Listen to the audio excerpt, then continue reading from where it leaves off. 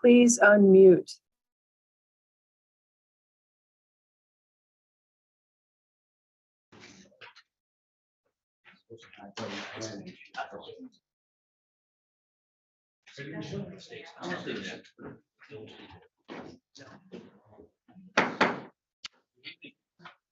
Let's stand for the Pledge of Allegiance.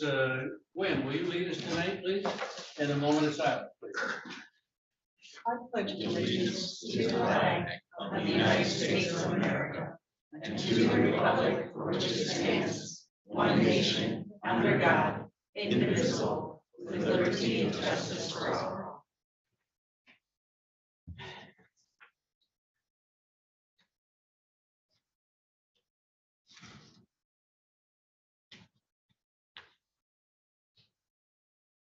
Thank you. Roll call, please.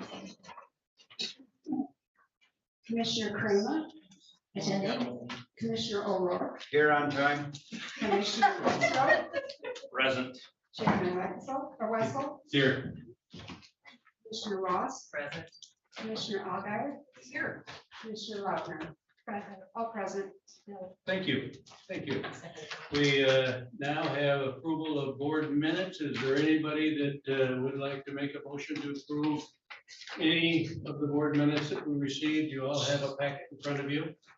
I would like to suggest that we take 10 and 11 off the agenda. I would like to take a closer look at those. I would support that. Commissioner Lauder, I've moved to approve the minutes 1 through 9 as presented. Support. all those in support of that motion say aye. Aye. We have approved minutes 7-0. Thank you. Now we need approval of the agenda. Late additions or deletions, and we have a per diem discussion listed in number 15. I think we need to take that off, and we're going to refer that to legal counsel. We have some questions on that, and you're working on that with legal counsel. So remove 15, and then we have two late additions, late addition 1 and late addition 2. I'd like to suggest we do those right after our Northern Lakes Community Mental Health Authority discussions, making that 16B and 16C. 16B is late edition 1. 16C will be late edition 2. So then closed session becomes C. And then closed session becomes D. Got that, Michelle? Everybody else okay with that? Any other additions or deletions? Could I have a motion? I'll make a motion that the agenda be approved as amended. Or all those in support of that motion say aye. Aye. Motion approved 7-0. Thank you. We now are at the time in our meeting that we invite public comment. We would ask that you be recognized before you come forward, speak to the board as a total board, and state, if you would please, where you live, and then speak to us. They're limited to 3 minutes for the beginning of the meeting. At the end of the meeting, you have 5-minute public comments. Yes, come forward. Good to see you again. So hello, my name is Justin Reed. I live in Grand Traverse County. I'm not a Leelanau County resident. So as I'm talking here, I am talking about the resolution that's in your agenda today, about the enabling agreement within the other counties. I've been very vocal about the enabling agreement. I do understand that mental health needs to be improved.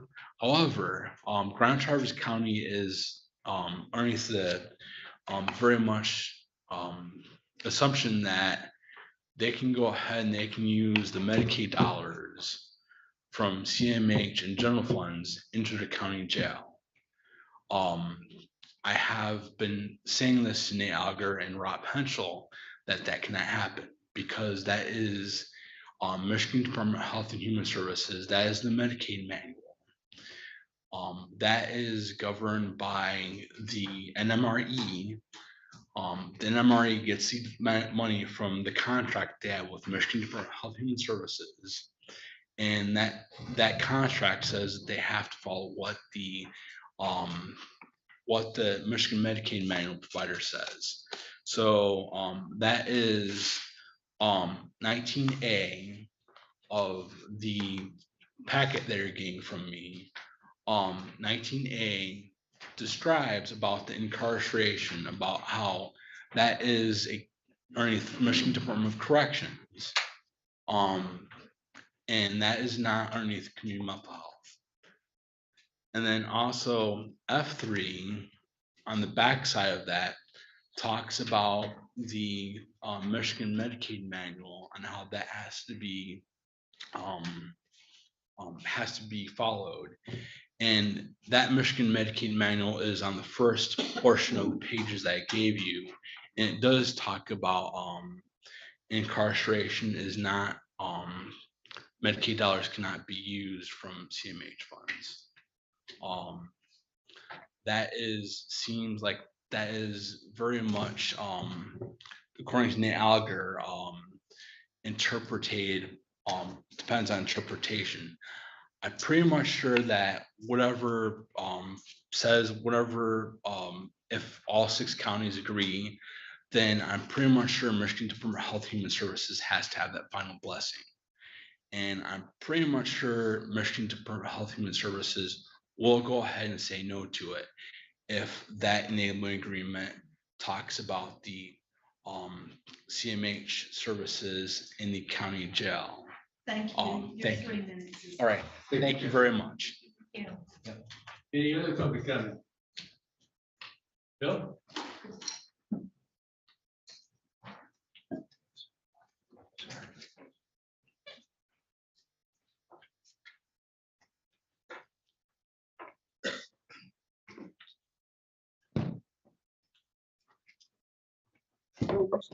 Elmwood Township. And again, no one wants fraud in the election. We don't want fraud, no fraud in the election. And the simple solution is 1 person, 1 ballot, 1 vote, 1 day. You can find 13 articles about it on tcfamily.org. Right at the top, just go to Leelanau County. I've been working on this one I shared last week. It's entitled Dominion is Finished.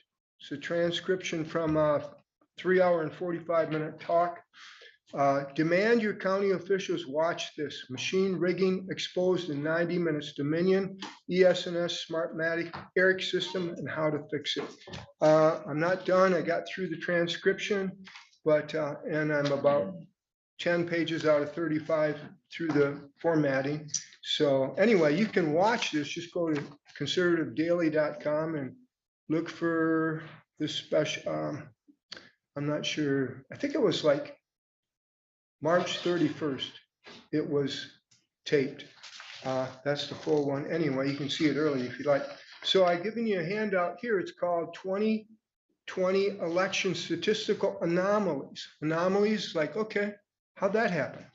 Well, if you look at this graph, you see where it goes, spikes straight up, and that's at 6 a.m. the day after the election, November 4th. Remember, about 9 o'clock the night before, the 5 swing states, electricity went out.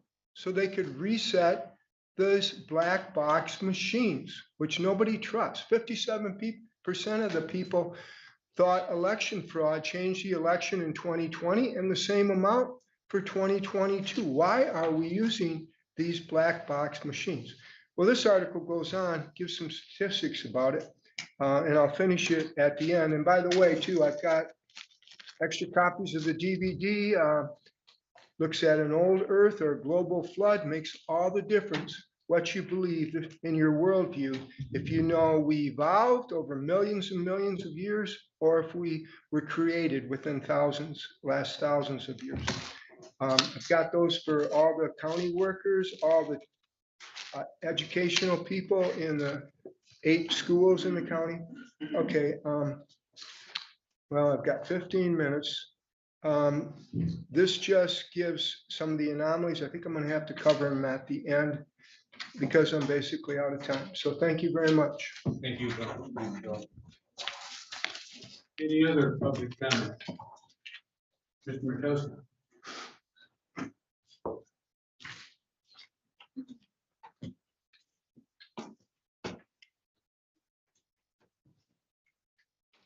Good evening. We have given each of you a copy of a document that defines fraud, among other things, and there's a backside to it with a preface for further help in understanding where this all comes from. I'm going over the agenda, unable to find any mention or even a discussion about the May 11th, 2021 clerk loading decision by this township board and the accountability for that in dollars and cents to the taxpayers and to the harm and damage it has done to some people in this building. We would hope that this group would, you commissioners would want an accounting of this. If you choose not to do that, then there's something going on here that we don't quite know what it is, and the people are being left in the lurch as to what your purpose and your fiduciary duty might be, if you even understand what it means. So on the bottom of that page, that first page on fraud, at the bottom is a great statement by Saul Bellow many years ago. A great deal of intelligence can be invested in ignorance when the need for illusion is deep. And this is what we've been doing for 3 years. How long will we continue this? Thank you. Thank you. Any other public comment? Thank you very much for coming tonight. At this time, we have commissioner comment. Is there any commissioner comment? Well, I have a commissioner comment, and I'm going to, we've heard lots of requests about elections and black boxes, and my commissioner comment, I've asked Michelle to demonstrate the black box for us tonight. She says she can do that in just a couple of minutes, and Michelle, would you be willing to do that?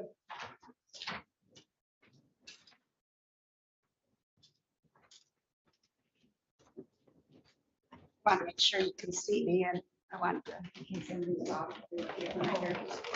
So yes, we've heard a lot about the black box, and I'm not necessarily sure what black box, but this is part of my election training, and I kind of want to address both. And I promise it won't be like my 45-minute talk I did last time that I thought was going to be 10. This is the black box. And this is similar to my election training. What you see on here at the top here is what's called our tabulator. The tabulator sits on top of the black box. This tabulator, as you can see, is open in the front. I have no seals on it. This tabulator can't do anything. It has no programmable information. I have been testing it because we have a May election in one of our districts. So I have been testing it. And this is what your ballots go through when they're tabulated, whether it be in person or whether it be in an absent voter counting board. Now, if you've ever come to my training, I bring blue and red because I can never keep the colors apart. So I want to be fair to everyone. So this black box is never connected to the internet or anything. What we have in this black box is, in the back here, we have an electrical cord. That's a ground fault too. It's the 3-prong one. It's in case, so we can keep our machine running. We do have a 2-hour backup on them because we have had to conduct elections in storms where we've had no power over the years. It doesn't happen all the time. It's not something you want. But one of the things you learn when you come to election training is you have to inspect this box. What we have here on this side here is a storage area, and you can see it right here. We always take our black box, because this is locked during the day. And in here, it's just an open an open area. I don't know if you can all see that. And inside of there, there's also what's called the diverter. And it's got swinging right now. Look, can you see that? It's a swinging diverter that's in there. The reason you have a diverter that's in there and it locks into place is because, as you all know, there's candidates that run as write-in candidates.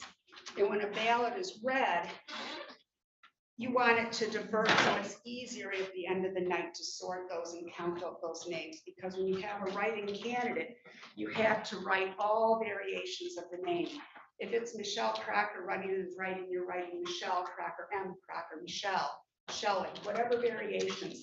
And it just helps. And we tell our workers during the day to make sure you don't bump that, because this side door is always locked during the day.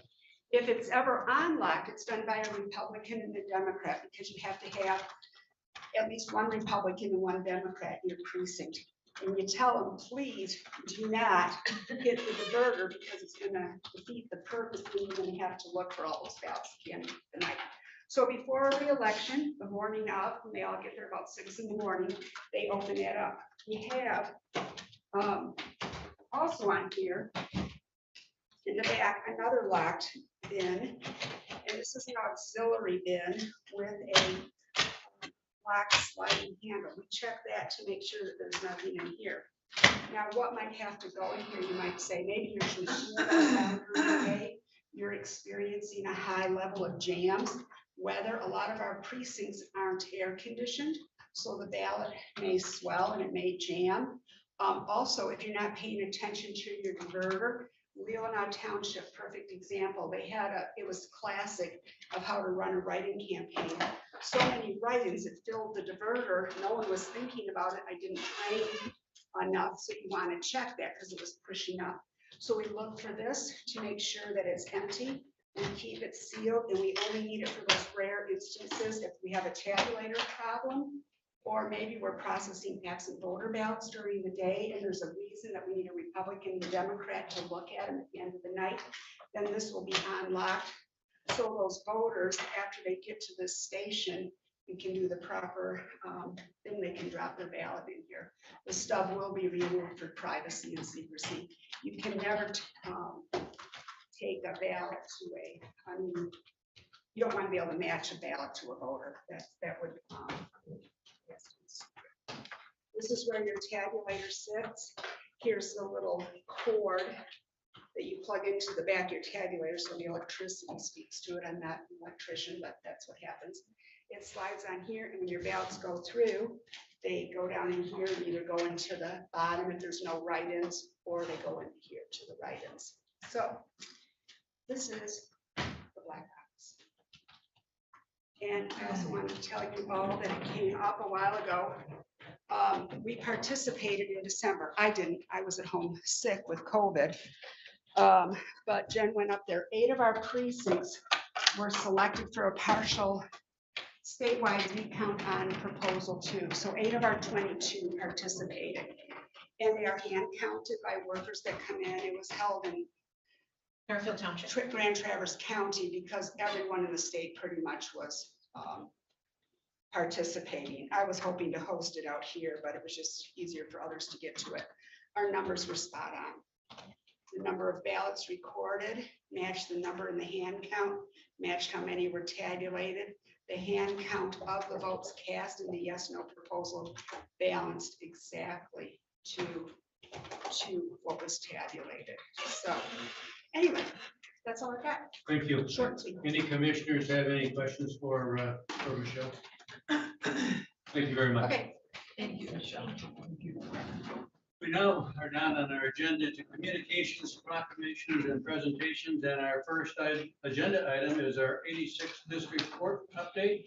And Chief Judge Cooley's here, and Don Wagner's here, and Don's new colleague is here. And I'm sorry, I don't know your name. I'm Melanie Catnell. See you. Thank you for coming. Right, good evening. This is our 86th annual or 86th District Court annual report to the commission. We're going to keep it short. I'm Bob Cooney, the chief judge. as Commissioner Wessel indicated. And I think you all know our administrator, Dawn Wagner. And I did want to introduce you to Melanie Catanella, our deputy court administrator, and I guess kind of the future of our court administration. So we have a few things that we would like to point out from our annual report. If you didn't get a copy, it's available on the website. And first of all, we want to thank all of the commissioners who voted late last year to approve a full-time position that is to supplement Noreen Casty's going from a administrator and magistrate to now a part-time magistrate. It did cost a little bit more money to do it this way, but Patty Horry came over from our Grand Traverse County office. She's a Leelanau County resident. It was a good move for her, a big loss for us because Patty's one of our best employees in Grand Traverse County, and she started what, about two weeks ago?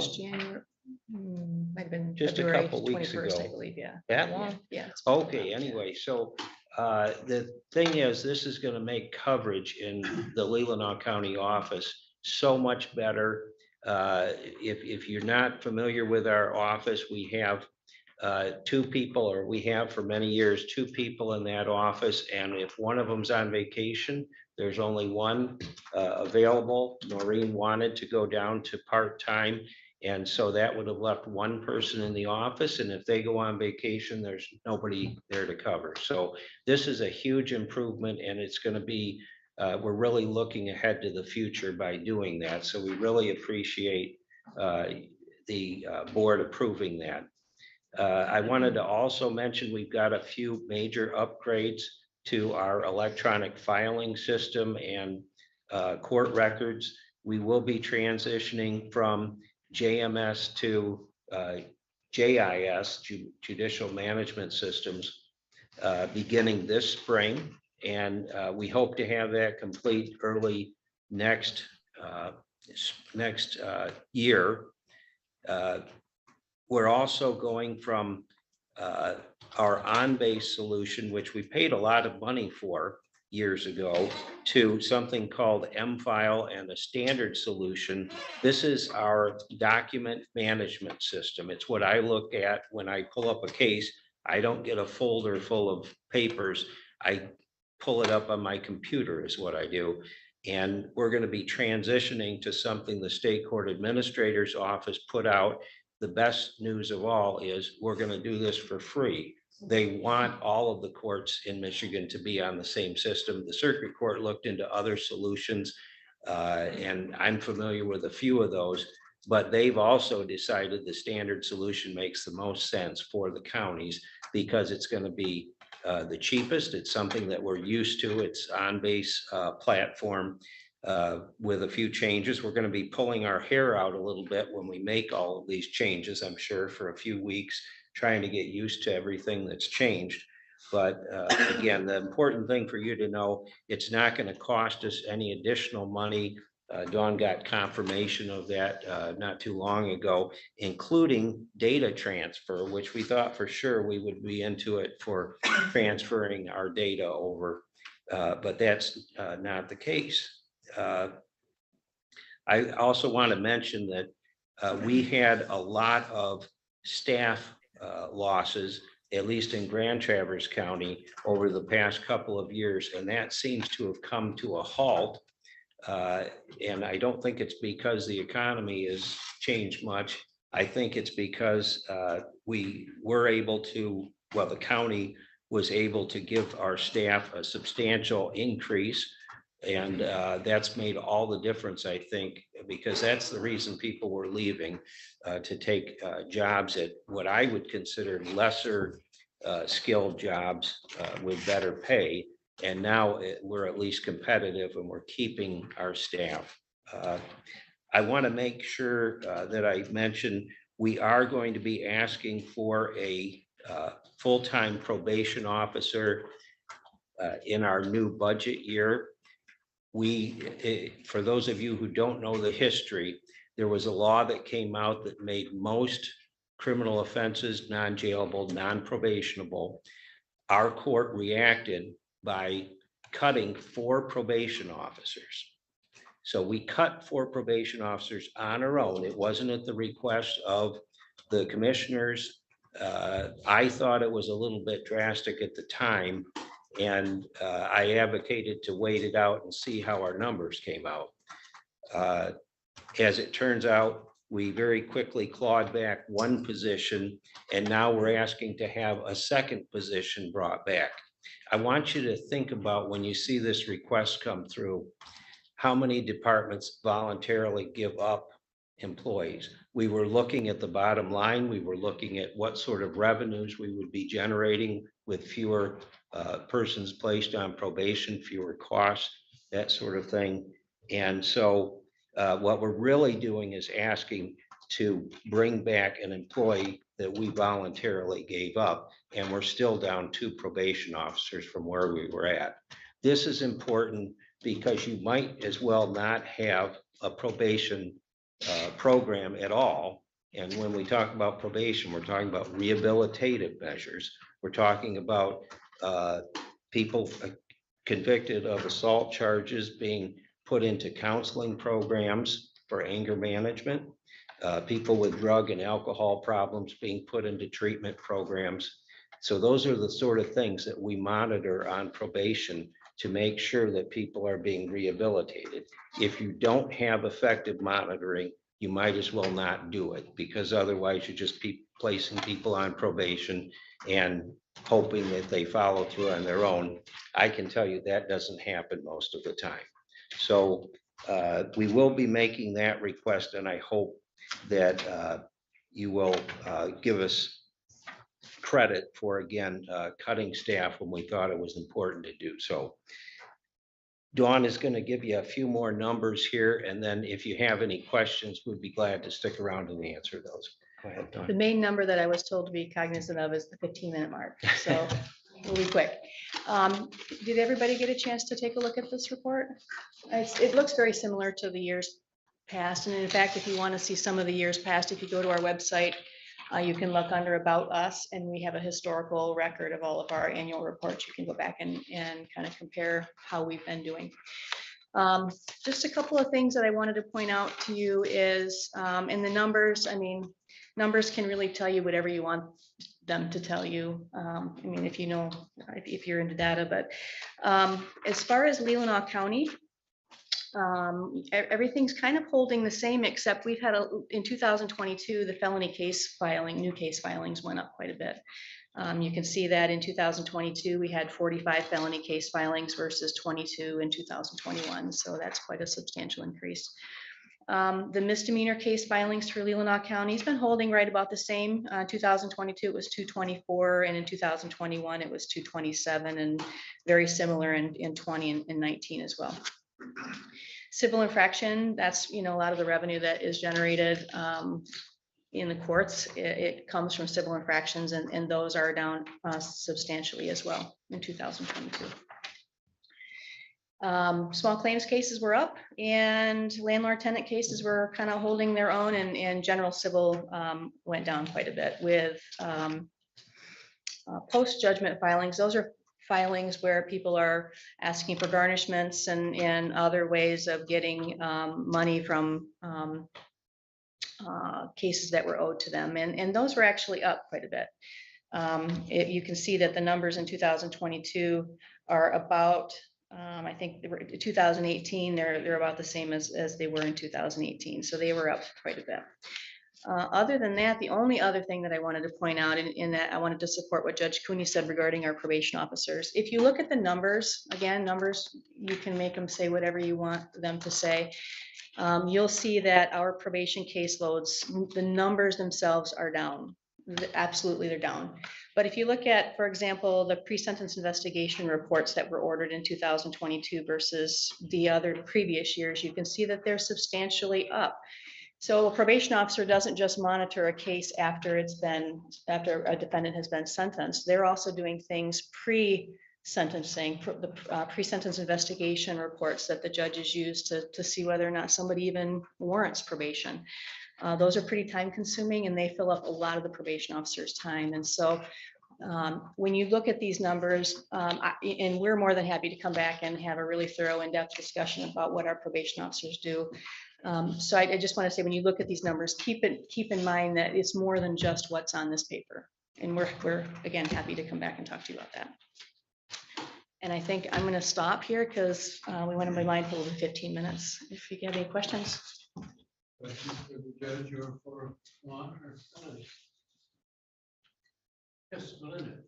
So what did your probation officers' caseloads go to when you went down for? Yeah, so when I was a probation officer, my caseload generally was about 170 to 180. And when I did the domestic violence caseload, I was probably right around 150. And I would say, Melanie, your probation officers are probably right up around 190 now, give or take. Yeah, we have a few over 200. 200 cases. Yes. People. Mind you, so we went from, I think was it 9 officers down to 4? We lost a large number of officers. So all those cases that would have been distributed evenly amongst other probation officers then got loaded onto four officers. So.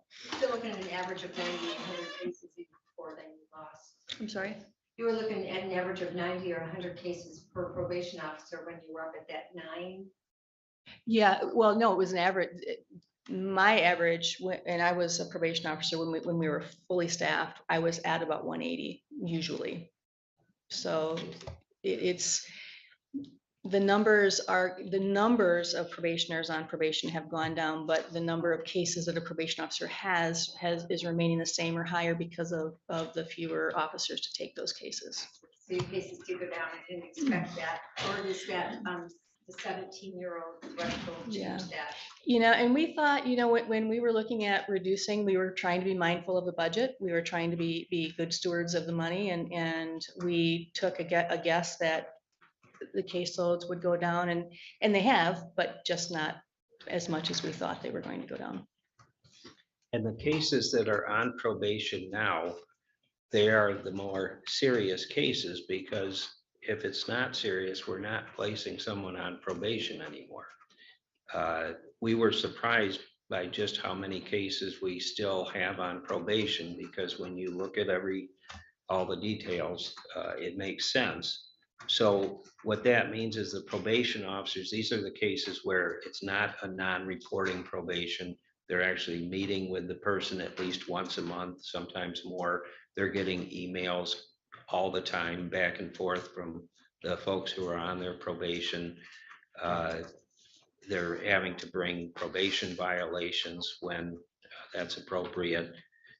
There's a lot of work that goes into managing defendants, and depending on how serious the charge is, it affects how much work they do on those. And so I would say there really aren't any cases these days where they're on autopilot, more or less. So.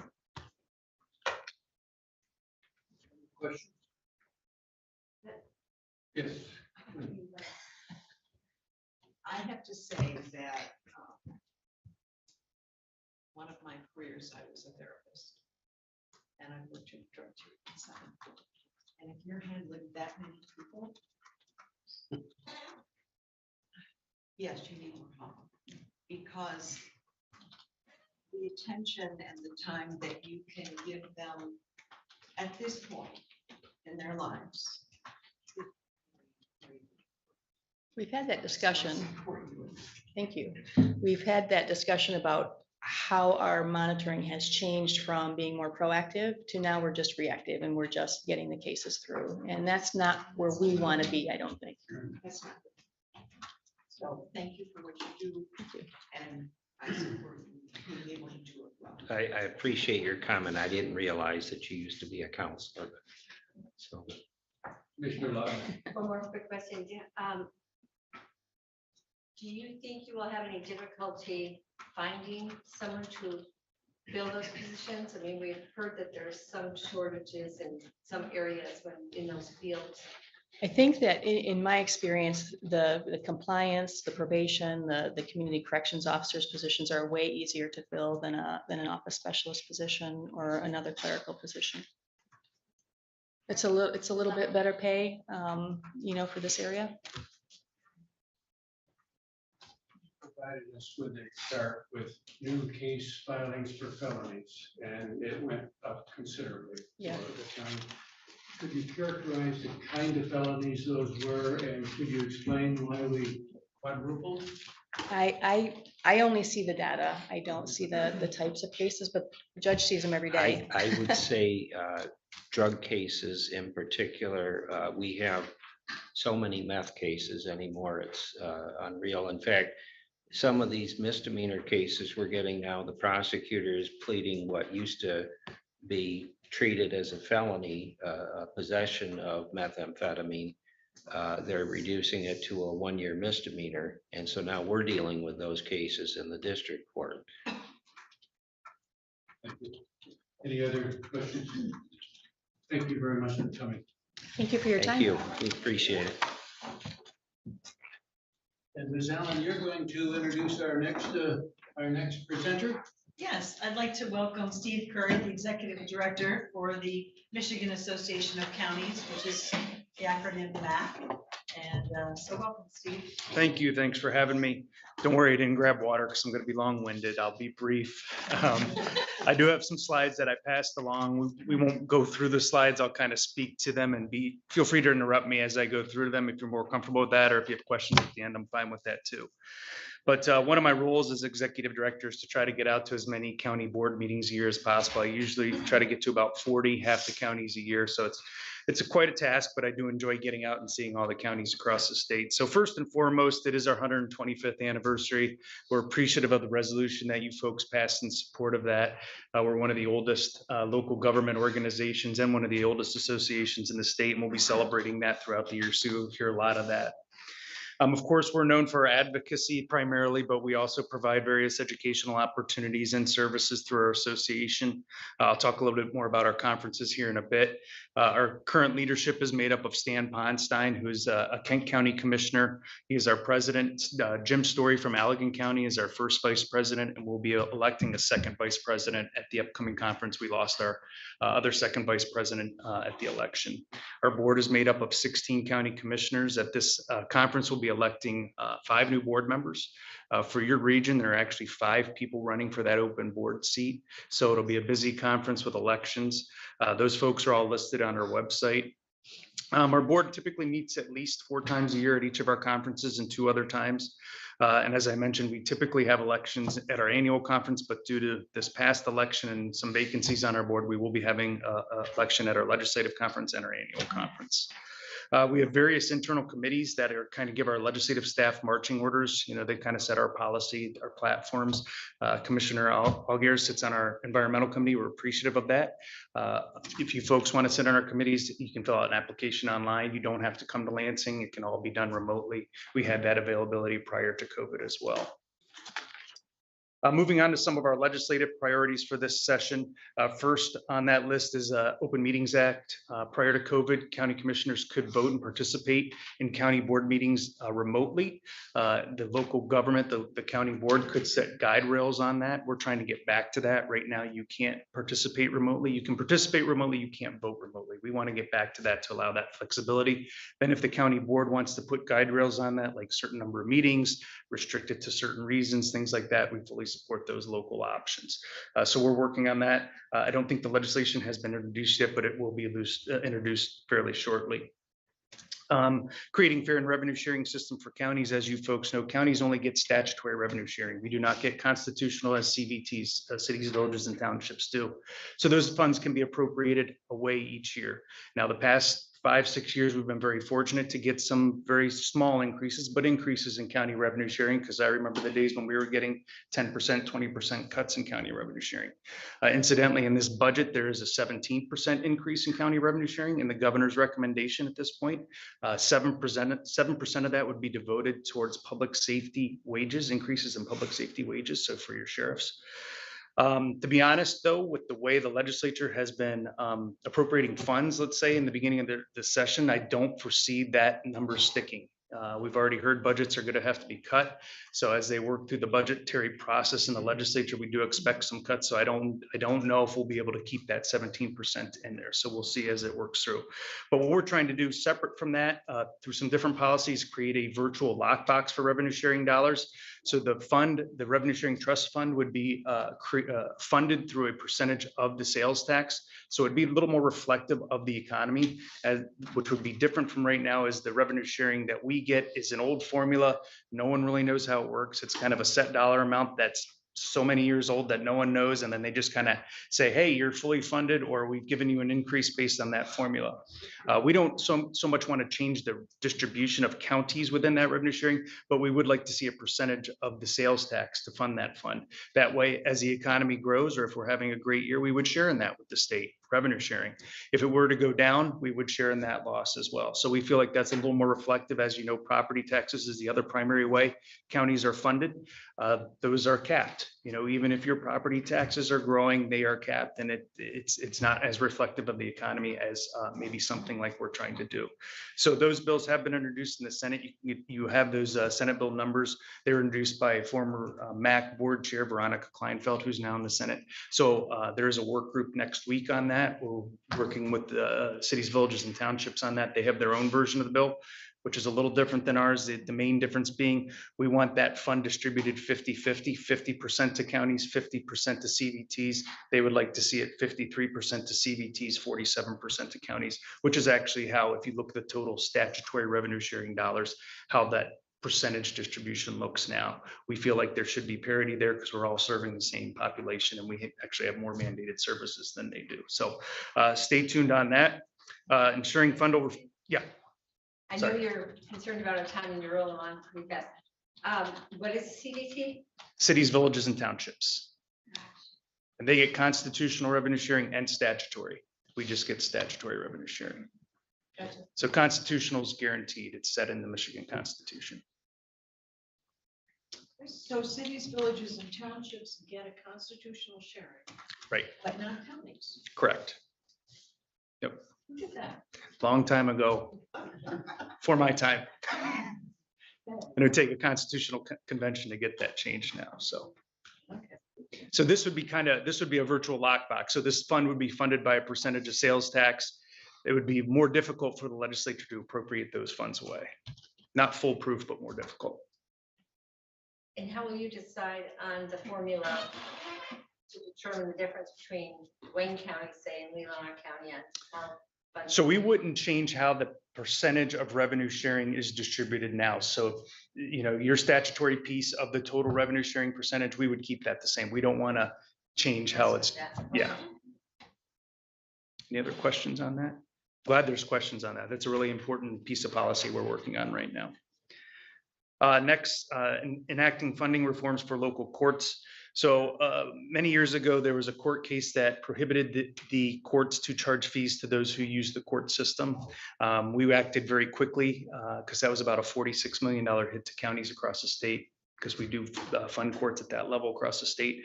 Enacting legislation that would ensure those fees could be charged to those folks using the court system. Since then, the Trial Court Funding Commission was established, came out with 7 recommendations. The legislature started working on enacting some of those recommendations, including how courts are funded. COVID hits, you know, everything kind of falls apart. They haven't been able to get that piece back going again. We are working to get that going again. However, there's a sunset coming up again in 2024 on those fees.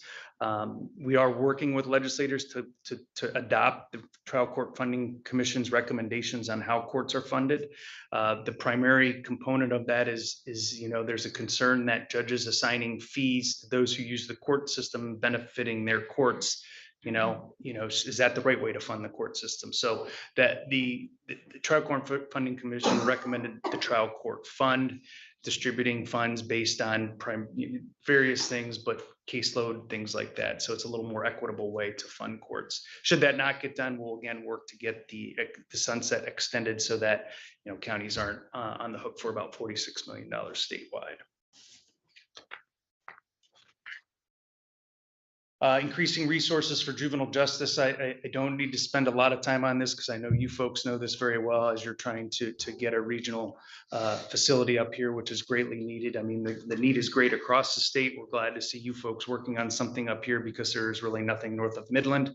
But it primarily comes down to funding for new facilities, funding to get people to work in the facilities, increasing the foster care per diem. So, you know, there's more foster care. So you folks know this real well, but we're happy to support all these things statewide. Whether it's Wayne County or up here, we're happy to support it. Compensation for funds diverted by veterans property tax exemption. Back in 2013, there was a veterans property tax exemption the legislature enacted. Since then, it has grown as more and more disabled veterans take advantage of it. What we're working to do is to get the state to reimburse counties for that exemption. We don't want it to go away. We've worked very hard with the various veteran groups to make sure we've come up with a plan that does not affect the veteran. Nothing in the process would change for them, but the state would reimburse locals for that. We were very close in getting this passed last legislative session. Unfortunately, lame duck ran short and we weren't able to get it passed. So we're working with legislators right now to get those bills reenacted so that we can get those dollars. We're talking anywhere from $20 million to $60 million a year. Local governments are losing out for that exemption. And then finally, on the priority side, PPT exemptions, annual reimbursement. Back in 2021, there was a economic development deal that was passed. And in part of that deal, they increased the small business personal property tax exemption from $80,000 to $160,000. When that exemption passed, it cost local units of government $75 million a year. As part of that package, there was an agreement at the time with the Senate Majority Leader Shirkey and the Quadrant and the governor that locals would be reimbursed for that. Again, 2022 happens, short lame duck, it doesn't get enacted. So we're working to get that bill passed and hopeful that we can get that done quickly because that's another $75 million that counties are losing out on. Dollar for dollar? Pardon? Dollar for Yes, yep. And then we'd have to figure out what that looks like going forward because it does change, obviously, as there's different businesses that can claim the exemption. So there's a slide on there that shows our MAC advocacy team. They handle different issue areas. Dina Bosworth's been on our staff for about 12 years. She handles tax policy issues and general government. Sam Gibson and Madeline Fada have recently joined our team. They're about 6 months into the job, and Sam handles health and human services and judiciary issues, and Madeline handles transportation and environmental issues. And then Amanda's kind of keeps everyone on track. So if you ever have a question and you don't know where to go, you can email Amanda and she will point you in the right direction to get you an answer. There's a slide on there talking about our PAC. Our conference is next week. I know a couple folks are registered for that, so we look forward to seeing you there. Looking forward to a good conference. Our next conference will be in October in Kalamazoo, and then we'll be back in Lansing again in the spring, and then in Traverse City next fall for our annual conference. So back up here again. And then finally, our MAC communication tools. Hopefully you're getting our weekly updates, our legislative updates. There's a lot of good information in there. We've gone back to a printed newsletter every month. Folks are pretty happy to see that. We do a podcast, we do Twitter, Facebook, all those sorts of things if you're on there as well. So I think I got through it quickly, but I'll be happy to answer any questions that you guys have that I might have missed. See, first I want to say, thank you for Samantha specifically. She was very helpful when we were down in Lansing, meeting with the legislatures in regards to the juvenile justice Convention center discussions. So thank you. She was incredibly professional, very impressive. Great, thanks. I also had the opportunity today to sit in on the podcast. And one of the things that's on our agenda is in regards to the MIDC, Michigan Indigent Defense Fund. And we know that the state is requesting increased fees for the attorneys that participate in that. But one of the unintended consequences, I think, that was mentioned in the podcast is the impact potentially now for the prosecutors. Can you speak to that real briefly? Sure. Yeah, so you're right. I was part of when that Indigent Defense Commission was first created, and we were pretty excited about it, to be honest with you, because we knew it was coming, and we were pretty happy that basically said the state has to pay for it. Any sort of recommendations the state has to pay for. Now I think we're 7-8 years down the road, now they're increasing the wages for the public defender side. And of course, the prosecutors are funded by counties.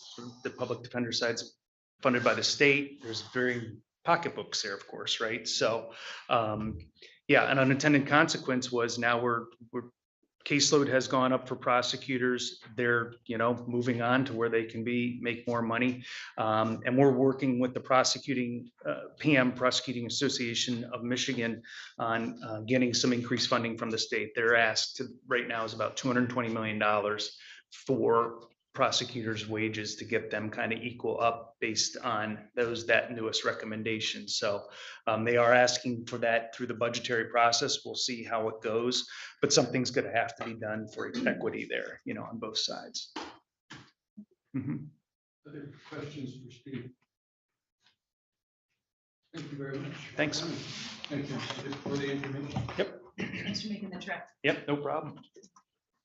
We're now at our consent agenda and reading the purpose of the consent agenda is to expedite business by grouping non-controversial items together to be dealt with by one motion without discussion. Any commissioner may ask that any item on the consent agenda be removed and placed elsewhere on the agenda for full discussion. Such request will be automatically respected and will not need a second. Is there anybody that would like to take anything off the consent agenda? Seeing none, do I have a motion on the consent agenda? I make a motion to approve the consent agenda items as presented. Support. All those in support of the motion say aye. Aye. Opposed? Motion approved, 7-0. Thank you. We now have a maintenance lawn care recommendation. So you have in front of you a yellow sheet that has some proposed motions just for your convenience. This first item was presented last Tuesday in regards to the bid RFP for the Spinkin lawn care. We had put it out for bid. We had one bid come back. So just putting this again before you, and you have a proposed motion. Commissioner Lohner. I move that the County Board of Commissioners accept the bid from Spinnaken Lawn and Irrigation for lawn care services as presented, with funds to come from 631-000-801.000 pending corporate council review and approval. Second. Any discussion? Go. See, we only have one bid. Do we have any idea what we paid last year for this and what we're paying this year? It's the same company that we Okay. used last year. I believe it's comparable. I didn't see any significant increase, but I'm not sure. We have that specific information for you. I could get that to you and email it to you. Doug, the current cost is about $475 per mow, and they did $490 a mow, which there's a slight increase, and the thatching went up just a little bit as well, and that's a seasonal thing. So it's not like in a couple, 3%, which would be expected. And that was coming off a 3-year contract where it was $475, so it seems justified. Thank you, Laura. Thank you. Commissioner Lohner. If I might amend my motion to state that amount in there for 490, is it even 490?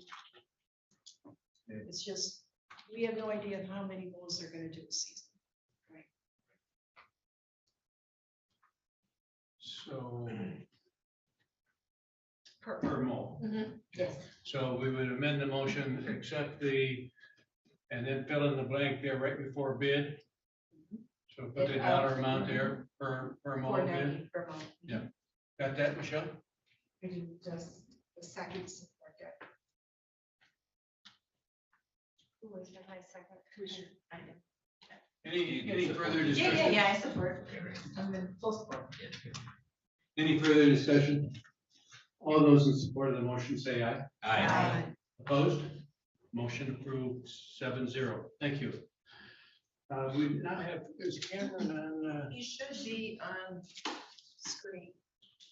want to introduce this? We all have in front of ourselves, and something that Judge Gronkowski and Cameron prepared today, Q&A. I think she sent it to us. Laurel sent it out as well. But it's in front of you. We're here to look at the payment for the funding recommendation for the study. It looks like Cameron is currently there, so we'll just. Cameron, are you there? I am here. I'm just not on video. I'm sorry. We can hear you now. You can or no? Yes, we can hear Okay, you. good. I just wanted to pop in case there were any questions or anything. We have a proposed motion in the yellow sheet. If you somebody wants to make that motion, then we can have discussion. Cameron? I move that the Leelanau County Board of Commissioners approve up to $3,866 to be appropriated for the purpose of paying for Leelanau County's share of a space needs analysis for a proposed youth treatment detention facility conducted by Redstone Architects. Support. Would you like to speak to that, Cameron? I've read everything that they've given us, and I've listened to them with an open heart, and I truly believe that this is a leadership role that we, sharing with Grand Traverse County, should pursue.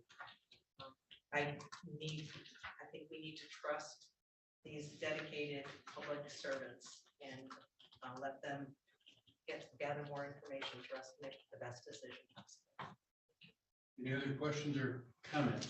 Commissioner Lautner? Well, yes, we're another week into this. And has Antrim County yet committed? Is that directed to me? I believe so. Grand Traverse Board of Commissioners is taking up the very same vote on May 4th.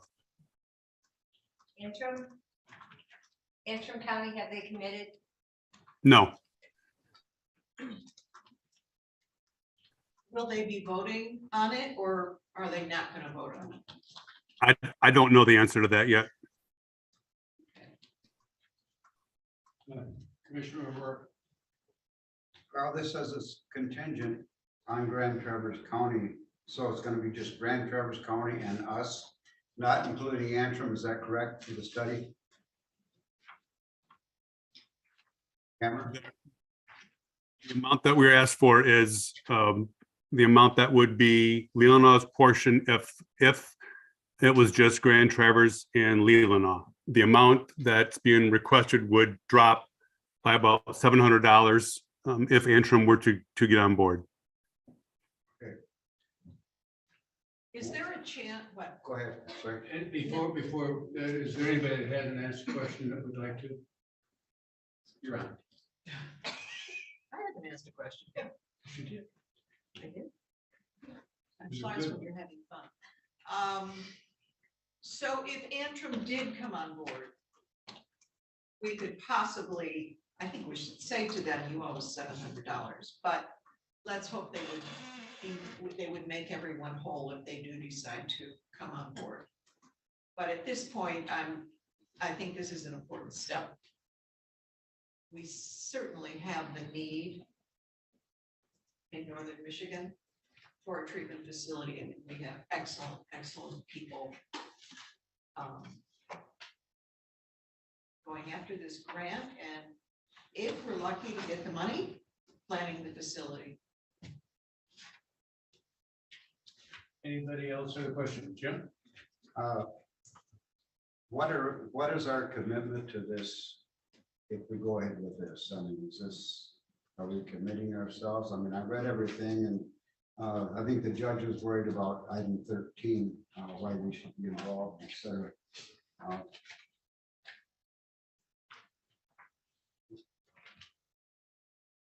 By getting into the study, are we committing ourselves for the long haul?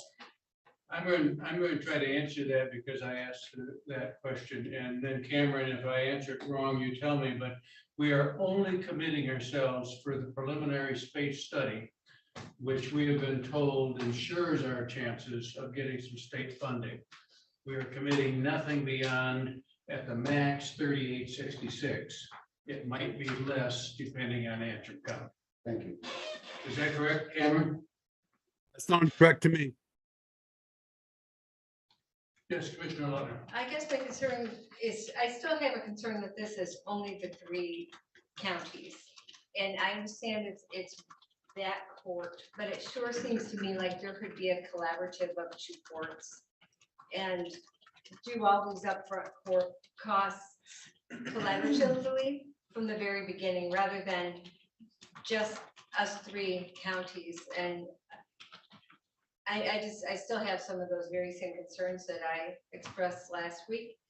And to move forward, it's one more step, and then it's going to be one more step, and it's going to be a little bit more cost and a little bit more cost until we're so committed. I just don't see it working that way.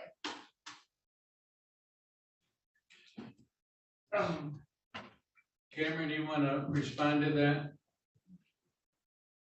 Well, there are a lot of steps. You're right. There are a lot of steps that need to take place. This is an important one. I think, it's important for the legislators to know, but it's really important for our board to know the answers to the things that the study can tell us. And if the study comes back and we don't like the answers that we've gotten, or they don't make sense, or it doesn't add up, then you pull the plug and you say enough is enough. We don't move forward. It's we're not in very deep, I'll tell you that. We've gained a lot of knowledge, but we haven't gained a dime yet from the state. So I'd be more nervous if the state said, here's $32 million, because then that's when the real work starts. Commissioner Lautner. One more quick question. The $3,866 is going to come out of 13th Judicial Court's budget? That I didn't know. I didn't know how this worked because, I'm still pretty new, so I don't really know how this kind of stuff works when you have something like this going on. I wasn't sure. Kathy, do you have an answer on that? Well, it's not currently in the budget. I'm thinking it would have to be an amendment to the budget. It would come, I really don't think it would come from the 13th Circuit Court. I should probably do a transfer from contingency to the family division budget. I don't think it would come from the 13th Circuit Court, but I certainly could call up there to see. But it's currently not budgeted to my knowledge in the 13th Circuit. But it may be, they may have the funds in the family division, if not a transfer from contingency. Just to kind of piggyback off of Commissioner Lautner's question about multiple counties joining in, I can see the benefit, especially in these early stages, of remaining lean. So I understand that, this 3-county tie-in, if that's what we're after, just till we get to this study makes more sense to me. But and that's just because you're usually more agile when you have less people. So A question for you, Cameron. When we do a study, even if it's just 2 counties or 3 counties doing the study, I'm assuming that we would anticipate the need of all of northern Michigan, and people that weren't a part of the project would be paying for the use of that facility. Isn't that correct? Oh, for sure. In fact, that's a big part of the plan, is to have much of the operational costs covered by renting beds to other counties who are in need of it. Okay, thank you. Commissioner Kramer? Oh, just to reiterate, a lot of people are having to leave the state. Is that correct, Cameron? They're doing what? The state to receive these services now? The state of Michigan, I'm not quite sure I heard everything you said, but I can say that the state of Michigan is in a crisis. Yeah. Presently. Can you hear me? Are you saying our youth having to be placed outside our state? Yes. Yes.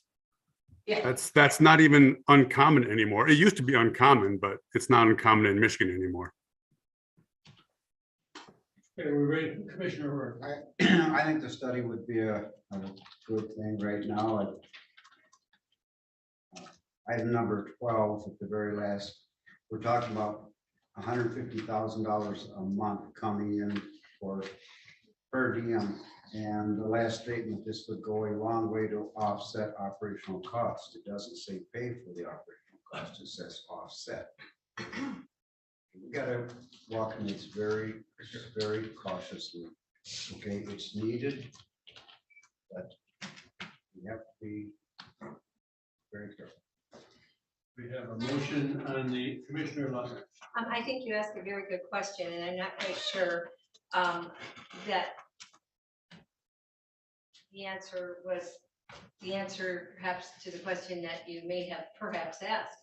So there will be a two-tier funding. So counties that are not on board in the beginning will pay more for beds than those that are on board in the very beginning, who will pay less per bed. Yeah, the counties that are actually operating the facility would pay $0 for their beds. Okay, just operational.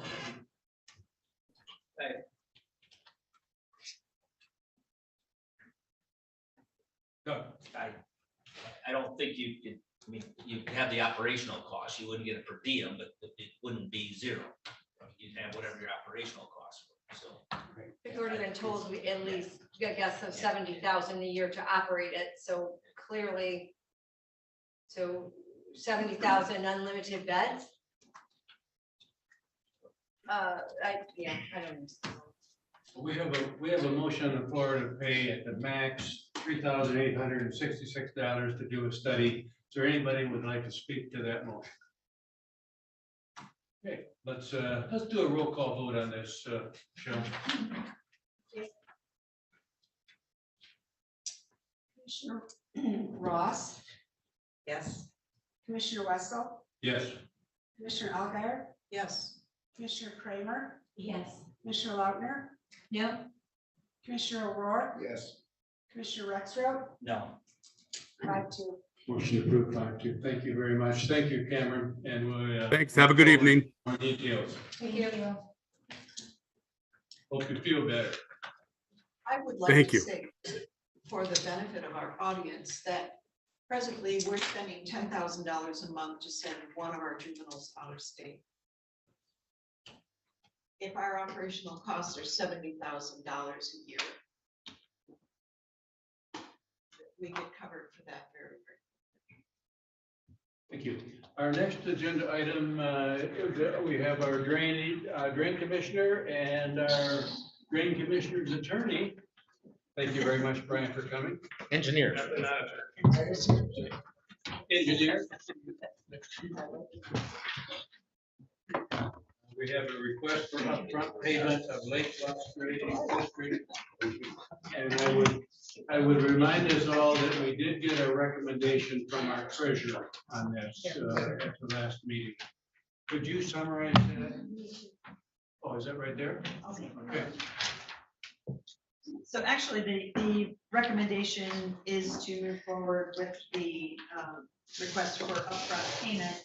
And just want to give gratitude to Kathy for putting a summary together and working with our treasurer to just kind of confirm this, but she did all the legwork on this and then confirmed that this was indeed kind of a summary. So Kathy, I'm going to let you speak to this. Sure. Today, Steve and Brian and I had a bit of a phone conference together, and you've had this document in your possession from them at the last meeting. And what I did was just take this and summarize it in a one-page document. And we've got Lake Bluffs, the South Bar Lake with the Little Glen addition, Timberley, and Schaumburg. Off of the source document, your total projected cost for the Drain Commission is 3.16 million. And the county share taken from the source document for the projects is all of them 698.7. You have the option to bill the county approximately 50%. And you could speak to that and Brian chime in that this is new for our county commission, road commission. This has not happened for them before, is that correct? But it is something that is done across the state, as far as I know. For the most part, yes, every county is a little bit different on how they do it, but yeah. So that, what I just am just trying to point out to you is that this is an option to bill and recoup some of the county share from the road commission. They do have an obligation to pay some of the cost out of their Act 51 money is basically their gas tax money. gas tax money. So there's a formula that they have to pay at least half of the percentage when calculating using that formula, basically. So they will be paying 104 out of that fund. Then we've already fronted money on each of these districts. We've pointed it off for all the years that we've been paying the legal bills, the engineering bills, and the consulting bills. So our general fund has fronted 214,000 across all these districts. So in essence, once the projects are started and they're funded, the county share is we pay or allocate out over time if it's your choice. But we're going to pay ourselves back $214,000. We've already paid 214 out of the projects because that is included in the project cost of the 3.1. So it's a bit of a shell game if you just want to think about, we've already spent 214,000. We could get 104 from the County Road Commission if you choose to bill them. So if you do that, right now, for all these projects, you're at about $380,000 left to pay. Does that follow? And it's just a very simplistic meltdown of the projects that you got out there. Little Glen Lake, that's added on South Bar, Steve and Brian shared with me today that MDOT's paying a majority of that. We don't have a county share on that. But we have paid out $3,462.50 on that project. So that project, when it gets funded, will pay us, and that's embedded in that reimbursement. I just wanted to say, and I went over this with John as well, and so he's seen this document. Poor Brian, though, he hasn't seen it. We talked about it over the phone. So for tonight, we're just looking at the Lake Bluff. Correct. District, You're just looking at the lines. 253,700. Yes. Okay. And so should our motion be to pay it up front and then to bill the road commission the 21,800? Is that two motions? Is in one motion? I'm not sure. I don't see anything wrong with that one. Okay, well, that would be my motion is to pay the 253,700 upfront to bill the road commission $21,801. And I'm not sure where these funds are going to come from. Just a question, so on your motion, because we've already paid kind of like Bluff 61, does the motion have to be for the total or for the 170? I would say that you're going to prepay the county share of 253,700, bill the county road commission, and then when the assessment district is funded by the note by, and I can't remember the name of the lending agent, then the assessment will pay the general fund. That's, Part of the motion, the reimbursement will take place, or is that automatic? I think that's part of the project. That's an Automatic. Yeah, that's kind of automatic. So Commissioner Lautner, you had your motion to pay upfront 253,700 and bill the county road commission 21,801. Sure. Do we need in the motion where that money comes from? That's what I was just looking for. I thought maybe John would recommend, I think he, was he suggesting GTR? We always suggested. We always suggest GTR. That was my understanding, is that they were looking at, Okay, looking at funds. utilizing DTR funds. Okay, so Funds, it would be funds to be transferred From from GTR. okay, part of the motion. Okay, could you read the motion again, Michelle, please? motion by Lautner that Leelanau County pay for the Lake Brook drains, the county share of $253,700 upfront, and bill the road commission $21,801 funds to be transferred from DTR. Support. Yes, Doug, and then Emma. So I have a question because I think I would say maybe I misheard that our treasurer is supporting prepaying this now. Because clearly at the working session, he was not. He is in favor of prepaying it. Yes, and that's what he shared with me So the today. position changed a week ago then, Yes. right? And he Yes. shared that with me Mine today. is too. Did he say why? Yeah. I think there are benefits to the residents by prepaying in terms of, or the individuals that are part of the, or that district. Maybe you can speak to what. I can say what John and I talked about. I don't have that detail, but we talked about the fact that this is a statutory requirement that the Drain Commission take care of this. This is a statutory event for us where many of the items that you have on your prioritization list that you're working on are more discretionary. So because this is statutorily required, we felt that it should take a priority. And then you can make your decisions on other things, but this is part of our Drain Commission. So we have no choice. Well, we're involved in a Drain Commission or a drain project. Maybe now, maybe later. Am I saying that right? Call The interest rate's fairly high, obviously fairly high right now too. I mean, that's. If I could ask just, we're going to be billing the county road commission, and then obviously we might apply that same rule to the other drainage districts, right? We'll be asking for reimbursement from the road commission. What, do they know this is coming? Yeah, You've had discussions with Yeah. them and they came to the day review, Brendan did, and it didn't surprise them? no, and I basically reviewed, he was actually somewhat familiar with it's called the 14A percentage, which is just Rule 14A out of Act 51, that outlines how they end up paying half of these drain assessments using this formula. So he was familiar with that, and on this one, it's not very much. They're a much smaller percentage using that formula as compared to the other districts. And as we've said before, this is the worst one as far as the county is concerned, and just the remaining properties in the district and their portion of it. And as you can see in the other ones, the county road commission, especially like Schaumburg, will probably be a lot higher percentage contribution. But yeah, no, they're aware of it. I think their expectation was that, I did the formula for them and he confirmed it, and they were gonna pay that, so. Any other questions?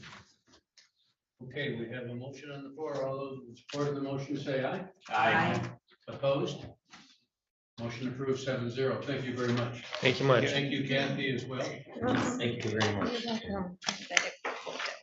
We now are down to item 16, and 16A is the Northern West Community Mental Health Authority resolution and agreement. And Deb, you're going to introduce that to us?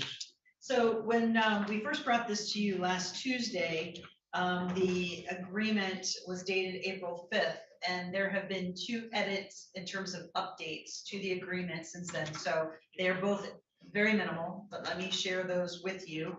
So the one that you'll be approving this evening would actually be dated April 11th, 2023. And in your packet, I believe it should be page 10 in the version dated April 5th. Section 7 says qualifications for board members. There is one amendment to change in that first paragraph. It says it was previously 6, and the amendment says at least 5 of the board members shall be primary consumers or family members, and of those, change was 5. Board members, at least 3 of the board members shall be primary consumers. So they're changing it from 6 to at least 5 in terms of those individuals. And the only other amendment, there was a misspelling of the MDHHS, it was MDHHC, so there's just a change to representing that correction. And what about the concern addressed tonight at public comment? Was that?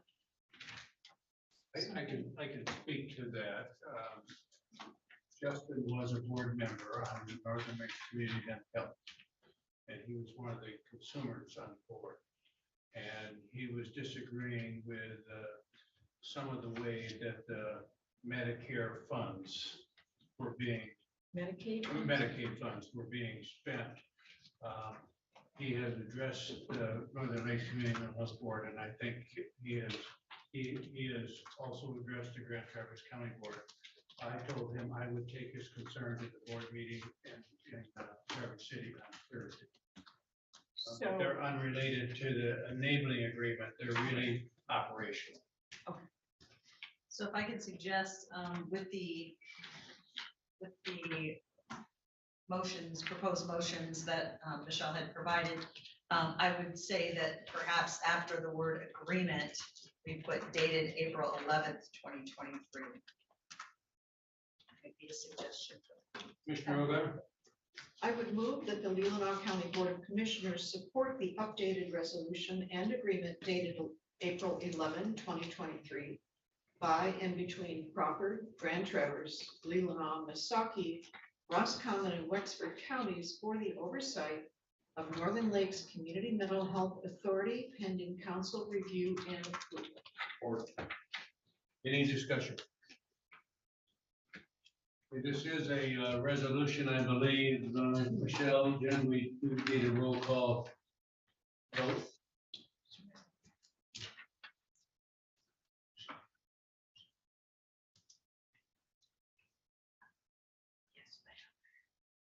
Commissioner Alguier, Yes. Commissioner Kramer, Yes. Commissioner Lautner, No, Commissioner O'Rourke, Yes. Commissioner Rexroth, Yes. Commissioner Ross, Yes. Chairman Wessel, Yes, 6-1. motion approved 6-1, thank you. We now are at our review and recommending of authority funding breakdown. You have an update on that? You've been busy on this one. I've been checking with a variety of different sources in regards to the funding breakdown that is in the document that speaks to the financial commitment of the counties. And basically, this is a formula that was established by the state back in, I believe, 1993, and then it was reinitiated back in 2003, I believe. And the formula, we have been told, has been set by the state. It is in essence non-negotiable. It's based on what we understand is both the formula that was established when Grand Traverse County and Leelanau County were two together. So if we were to request a change in this, it would create a restructuring, and we've been informed that we would be paying significantly more than what is in this document. So that may not be exactly what everyone wants to hear. I'm happy to do more recon on this, but how can we possibly pay more since we're already paying more per client than anybody else? I It understand. sounds like a veiled threat to me. My understanding on that is in the mental health code, if this county should pay 10% of the cost of services in that county. And so we're way under 10% of the cost of all of the mental health services in Leelanau County. And those that live in Leelanau County and go to Traverse City to be served. And so what Brian told me this morning was if we open it up, we'll have to comply with that state code, and it could be very costly. So how would other counties not also go up significantly? Would Grand Traverse County be subject to that same increase, which I would assume so. And my suggestion is that Deb worked with the county administrators on that, and that we be very careful that we don't open something up that we can't afford. But I understand Melinda's question, but I think we can do it absent a motion tonight and do it through homework and checking, and maybe even our corporate counsel who's here today can help us with that at a different time. But I'm just one. my recommendation. Any, No, I can see where you're coming from. It could cost us a lot more. Wow. We should.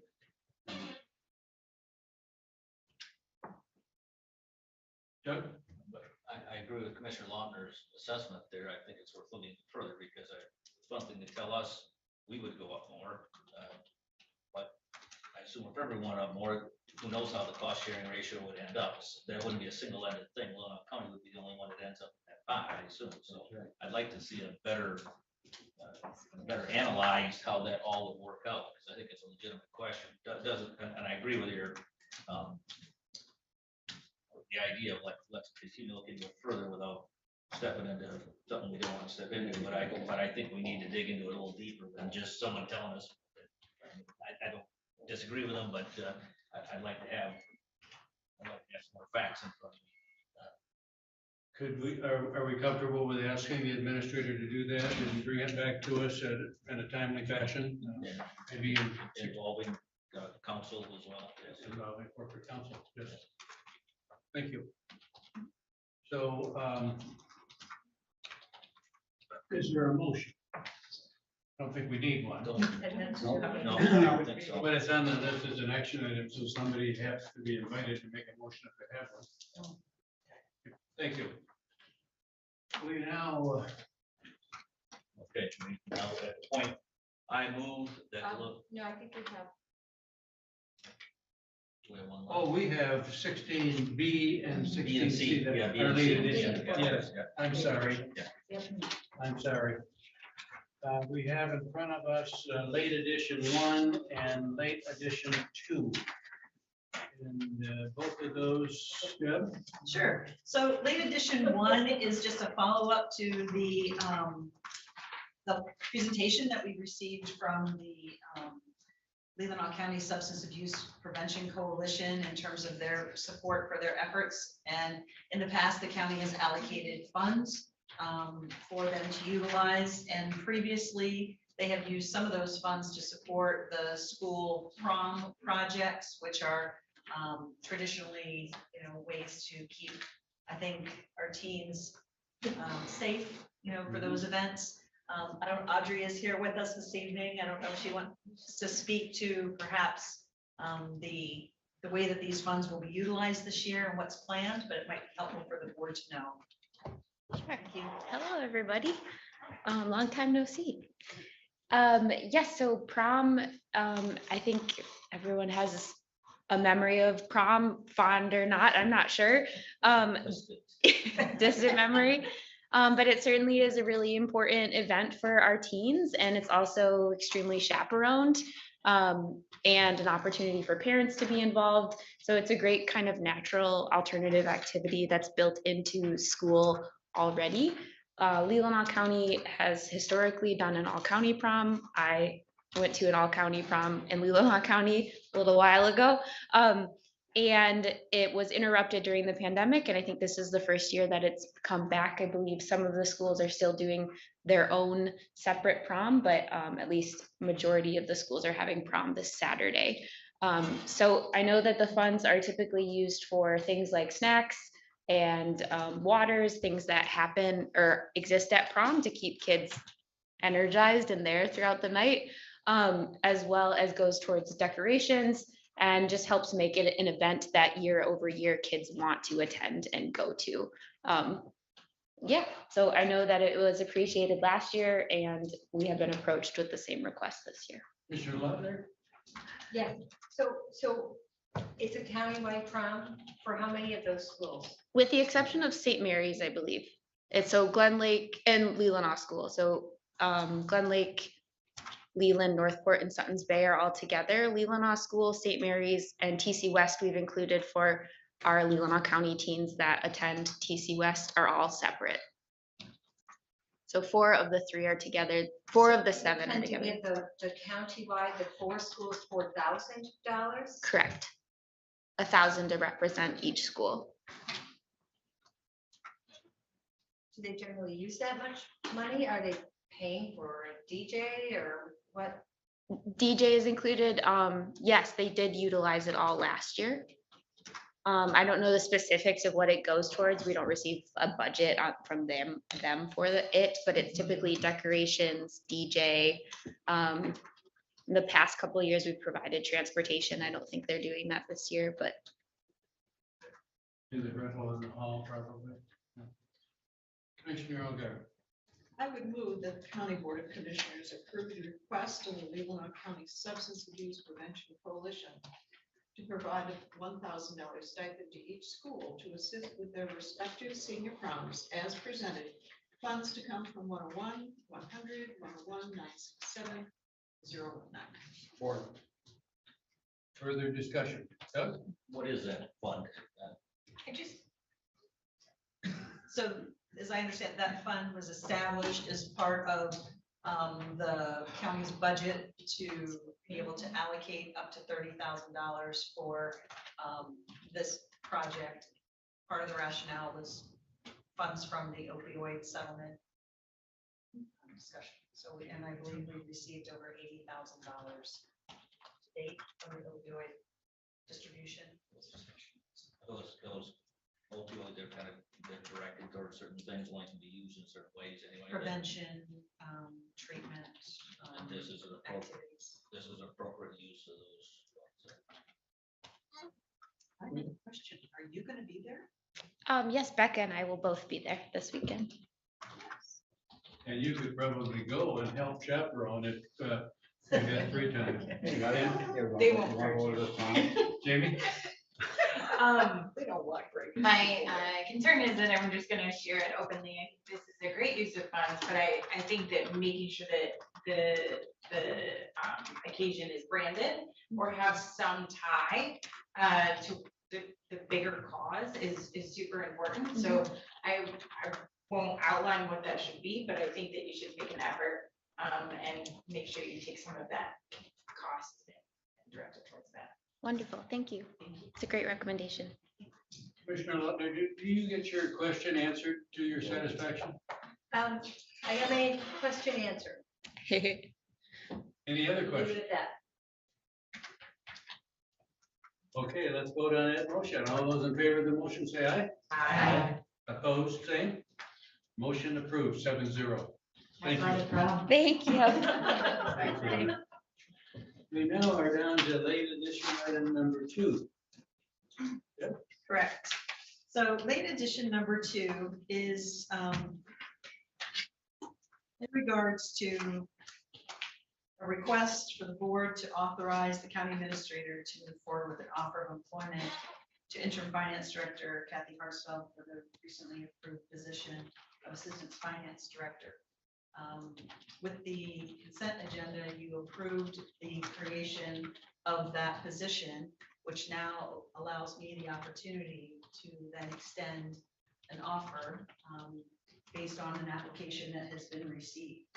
What you can see before you is part of that is in regards to her current salary. I'm proposing that we maintain that in her the potential new role, assistant finance director.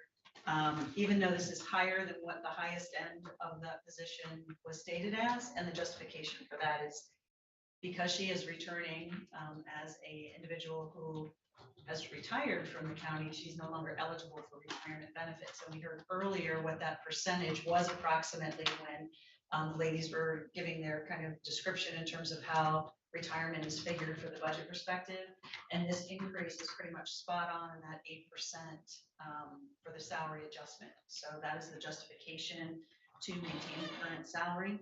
And this would also require the board to waive the policy 5.05, which has restrictions in regards to rehiring an individual that has retired from the county. So there are specific things in regards to them being able to receive their her past vacation time, past personal days, and that sort of thing. So this is requesting that the board would then waive that policy so that we would be able to offer her these benefits appropriate for this position. There's a suggested motion. We can get a motion on the floor, and then if there are questions, we can do it with. I move that the County Board of Commissioners waive board policy 5.05 and authorize the county administrator to act on behalf of the county, and therefore approves a proposed salary increase of up to $6,392.01 from the previously approved salary range of $67,103 for the Assistant Finance Director position, as well as authorizes the administrator to negotiate benefits as deemed appropriate. Support. I would like to add, thank you very much for being willing to take this position. Been moved and seconded, and Commissioner Lautner? So the pay scale will stay the same. So at such a point, if Kathy leaves employment, replace her, it would be back down to that. It would revert back to the Revert standard back. pay scale. Okay. Okay, thank you. Any other questions? Okay, all those in support of the motion, say aye. Aye. Opposed, same. Motion approved 7-0. Thank you. Thank you, Thank you. Kathy. Thank you, Thank Kathy. you. We're at 16D.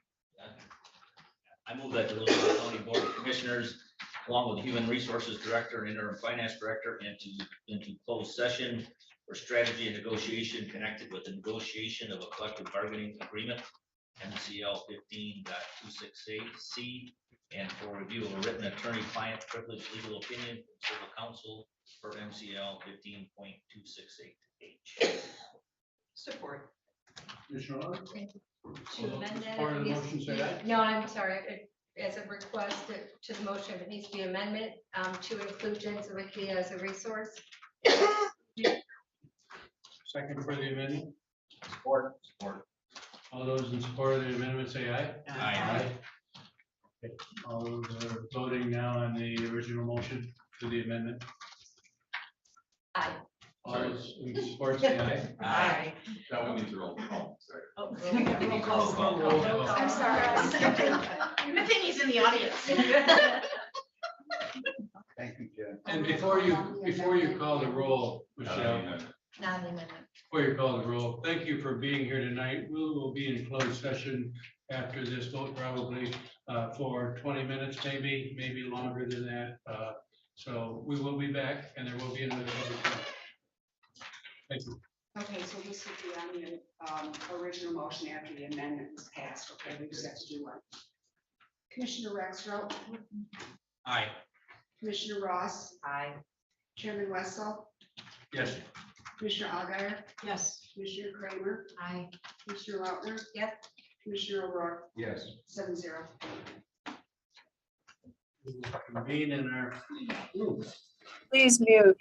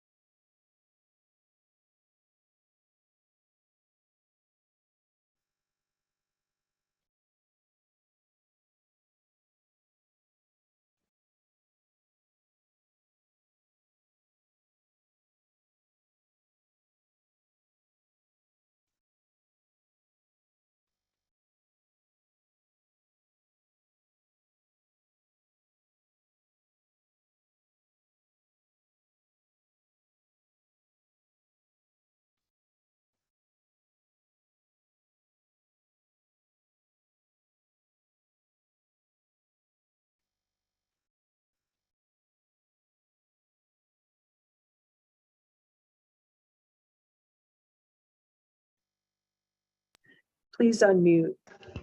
Oh, there. Got it, thank you. Yes, We need a motion. Commissioner Extra. Yeah, make a motion, we come out of closed session and enter in general session. I don't know if that's the right wording or not, but Support. All those in support of that motion say aye. Aye. Motion approved, 7-0. We are now back in open session and we are at review of financials. See the one go through that Jen talked about earlier in our training session, you notice that the 125,000 for that housing project was ARPA dollars. I don't remember, page 5 or 6 or something, but that's at Merritt Road. So those were funds we dedicated last year, and so they're just not being spent. That's where Jen said they transferred. It looked to me like there's a whole lot of, is there going to be any employees in the building anymore? Everybody's going to conferences and I can events attest. and- I've turned into a concierge. I'm making all these hotel reservations and accommodations. It'll slow down. It's Okay, all must be spring a spring conferences. thing. Mhm. Okay, all right, because there was a lot, I didn't notice that, but, Yeah. okay. All right, that, I mean, everything else was fine to me. Any other questions for Kathy? Thank you, Kathy. Sure. And thanks for being here. It's nice to do that. We have committee reports, recommendations, and resolutions. Anybody? Oops, sorry, next one. We have special reports by staff and commissioners. Yes. I have a few items. So real quick, a couple items, just to report to the board, the opioid settlement update. Today was the deadline to submit inclusion in the second round of opioid settlement distributions.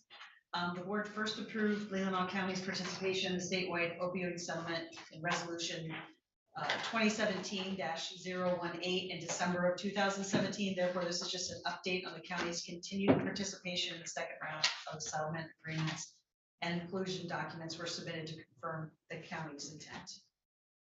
The MyHigh, or the Michigan High Speed Internet Office, is hosting additional broadband listening sessions across central and northern Michigan. And the most local sessions are in Cadillac on Wednesday, May 10th, from 4 to 6, and in Traverse City on May 11th, from 4 to 6. So if people would like to attend, I know I'm planning on attending the one in Traverse City, certainly, and then I believe there's a contingent that's actually going to that. Will we be getting information on that? I can forward that. Have they made decisions? No, they have not made any decisions. So this is basically their information and gathering listening sessions. So Trudy sent me an email. I'll forward that out to the board tomorrow, when those dates are.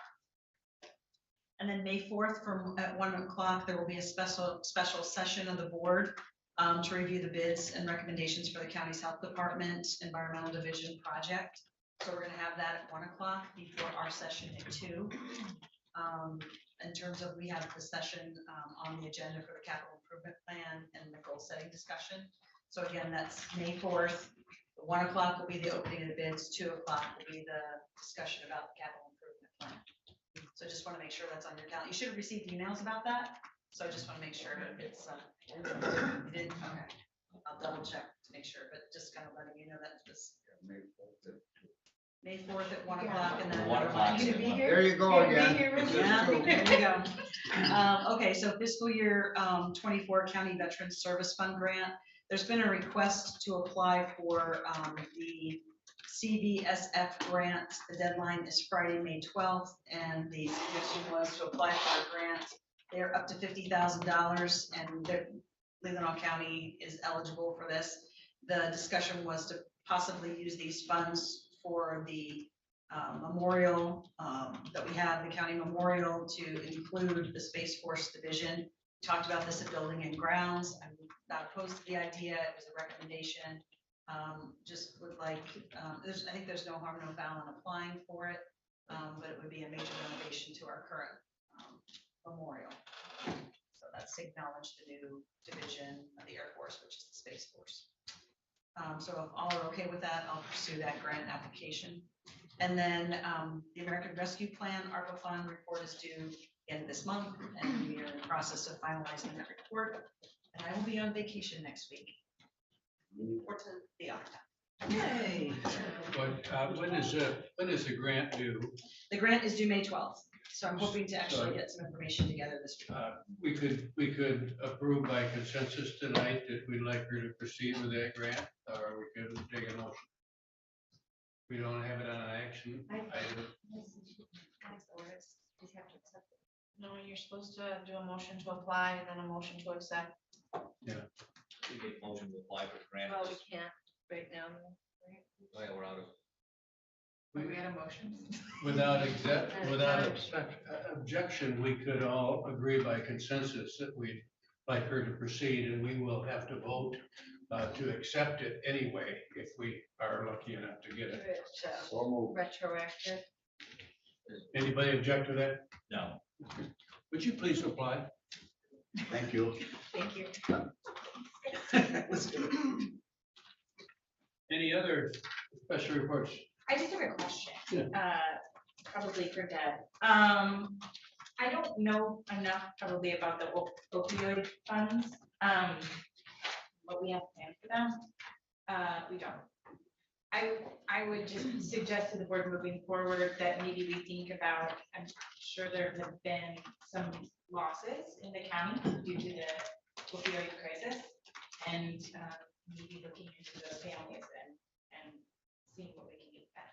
I know there's been some requests from different departments as well as the sheriff's office, to utilize funds for, you've heard today that we have had a significant increase in opioid issues here in the county. So I think it might behoove us to maybe either ask for recommendations or something of that nature. So that might be the next step to bring to the board and maybe. I've got the agenda in May. Anything else? Thank you, Steve and Bill, both for sticking by us. We now have our second public comment. You're limited to 5 minutes. Please come forward. Yes, Bill.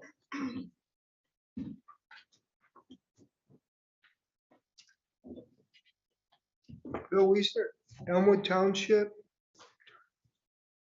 And the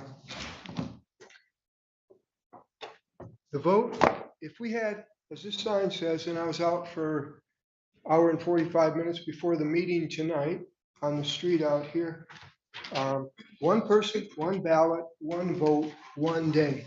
Then we don't have to worry about what's in or not in those black box computers. So Michelle, it was very interesting to see her description there of what's in the black box. But there's 2.2 million lines of code in the Dominion machines. Okay, do they have an understanding of that? No one does. It's like I don't expect them to. They don't. Township clerks, county clerks can't know all that. Do they know that there were 34 modems in the Dominion machines in Mesa County, Colorado, which Tina Peters followed the law, secured all the data for 25 months out there. It's 22 months nationally. And now they're after her because they don't want her to see what's inside. 34 modems, and there weren't supposed to be any. That was the first story. USB sticks. I think those might be used in the county here.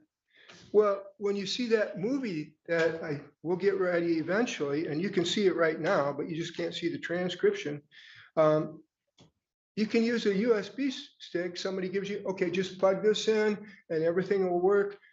The changes happen so quick, you never see it on the screen, and they've flipped votes. They've done whatever they want, basically. And I said, I think it was a fourth or fifth grade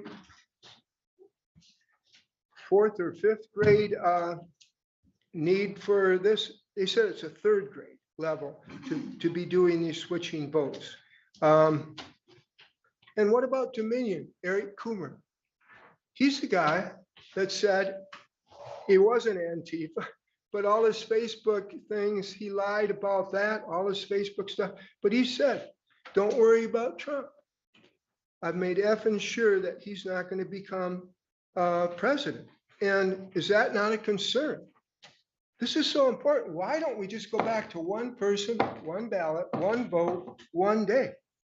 And And then I was talking to Connie Preston, the Elmwood Township clerk. I went to the little test they showed, on how everything works so nicely. And I said, I heard somewhere else in Michigan, I think it was, where they just made copies of the ballot. And they were able to run those through, and they took them. And she says, no, they don't take them. That will not work. I said, okay, can we try it right now? She said, no, we can't try. We don't trust anyone, and we shouldn't have to, because they don't know everything about these machines. 2.2 million lines of code leaves it open to much more fraud. Computers, scientists, they're told to be as simple as possible. Make everything written simple. These machines are made complicated so that a lot can be made fraudulent. That's how they're used. This has got a lot of good stuff on it, this little handout. The bottom paragraph I was going to read, but I don't have a lot of time, so I suggest reading that one. It's got 4 different sections here in the second one. 4 ways Joe Biden outperformed election norms in the 2020 election. He got 80 million votes, supposedly. All right, I'll just start there. Consider this: no incumbent president in nearly a century and a half, 150 years, has gained votes in a re-election campaign and still lost. Well, Trump gained 10 million votes. The second one, winning despite losing bellwether counties. That map shows 19 bellwether counties. Trump won 18 of them, and whoever wins those wins.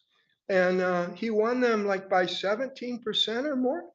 The ones Biden won were by not nearly as much. And Biden won, the one is in Washington State, and they use only mail-in ballots.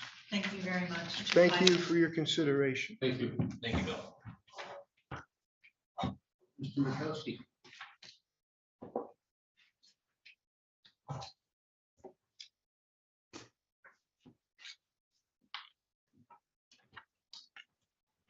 Good evening again. Lock boxes.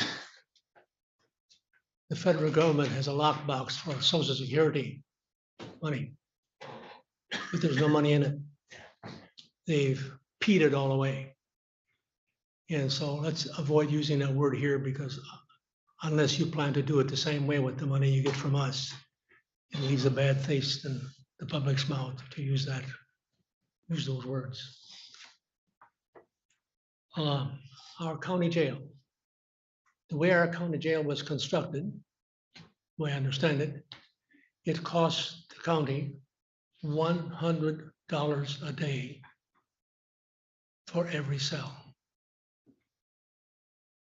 It's a penitentiary type of building. It probably never has any more than 20 county occupiers.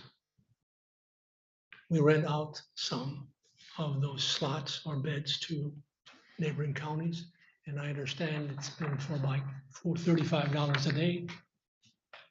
And we're subsidizing everything else, subsidizing them at $65 a day. Well, what an albatross was built here for the people. A monstrous cost to taxpayers. Nobody cares though. That's okay. All about grants. Grants have agendas. They mostly have monstrous reporting agendas once you get the money. And once you get the money to do something, then you're stuck with the operational costs that is never talked about before a grant is gotten. The concern we have about the finance director episode we just went through. In observing things for many years in government, it appears to us, or seems to us, that there's a lot of stuff going on behind the scenes that some commissioners may not be privy to. And then we play catch up.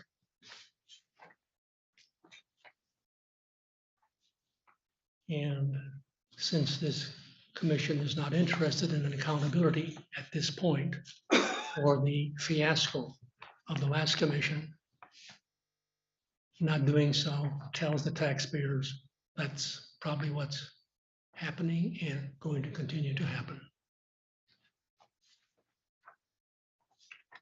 Read you a quote.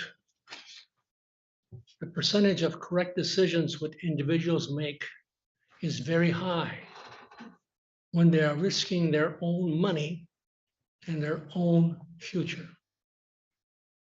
The percentage of correct decisions is very low when made by politicians, so-called intellectuals, others, regardless of their intelligence, who are not faced with the discipline of having to pay for their own mistakes with their own earnings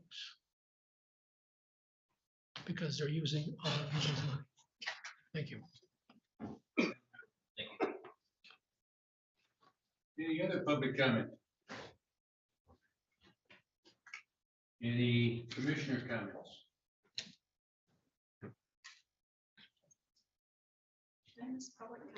Yes.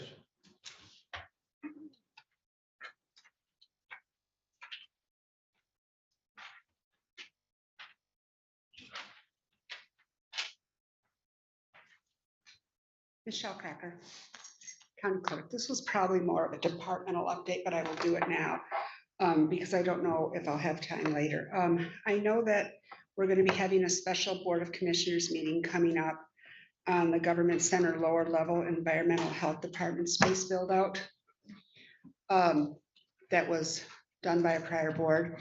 I don't have an opinion on how you use the space downstairs. It is a beautiful room, but I do have an opinion as to all the projects you have and all the money you have, that I'm sitting in my office on any given day during the week with either my winter coat on or a portable space heater going.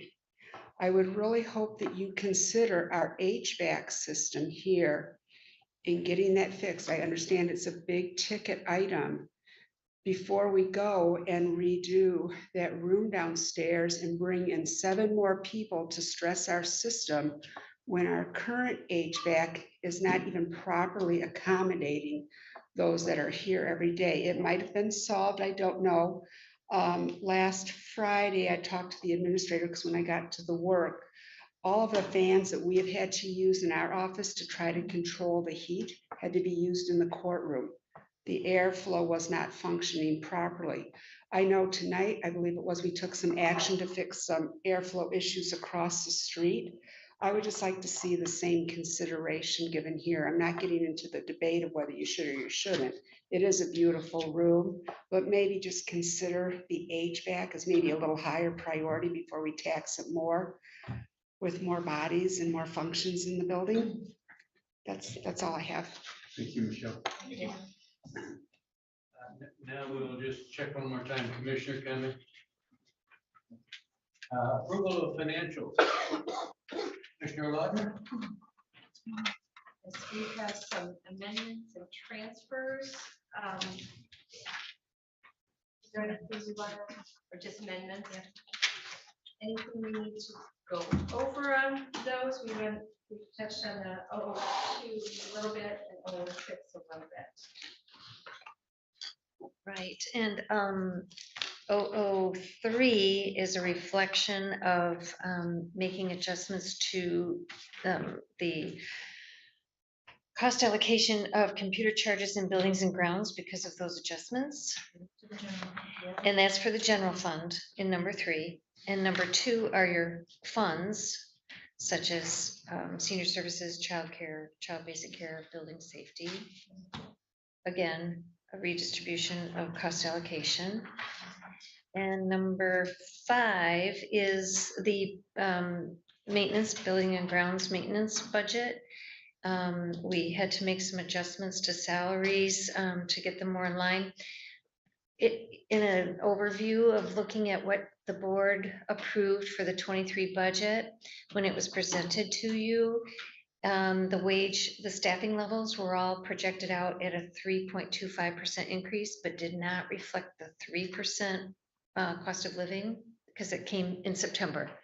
Everyone already had the budgets. So when 23 started, the staffing levels were not adjusted for that 3% cost of living that was affected in September. So some of these journal entry or these budget amendments you're going to be seeing, we fixed IT, the wage in that department, and we fixed the wages of the 3 employees in buildings and grounds with this amendment. You will be seeing another round of amendments because we have to fix all the staffing levels before we start the budget process for 24. Am I good? Yeah, that's correct. The other thing you can notice on that, the amendment, number 5 is that with buildings and grounds, we talked about at the work session on segregating and separating that safety net. We have done so with D&W mechanical. When you see the negatives, basically what that means is that I've taken the amended budget and decreased it. And my reasoning for some of these negatives and some of these pluses where you see utilities and such is because I had a hard cost of 22. I was able to look at this budget and formulate similar numbers for that. So for instance, when it comes to repair and maintenance in the LEC for 9,000, the numbers came in 22 around that number. So I'm kind of within this cost allocation, shifting those around so that's why you see some increases, some decreases. One of the things that we talked about earlier at the work session is the third from the bottom, 631,940, the rental. And you see I put in there motor pool for you. That was budgeted at 46. We know that there's a new vehicle and last year it ran about 7. So I bumped it up to about 7,500 just because that vehicle was only in operation from June on. So those are the amendments that we're looking at. But I think the significant is at the top of that revenue where that under that green box where it says 0 for fund balance forward. And so we are utilizing every piece of cash we can for departments until we can get that put back up. Any other questions? I move to approve amendment number 23-002, 23-003, 23-004, 23-005, and 23-006. All those in support of the motion say aye. Aye. Opposed? Motion approved 7-0. Approve claims and accounts $416,446.29. All those in support of the motion say aye. Aye. Opposed? Motion approved 7-0. Move to approve post audit $3,244,787.76. Support. All those in support of the motion say aye. Opposed, same. Motion approved 7-0.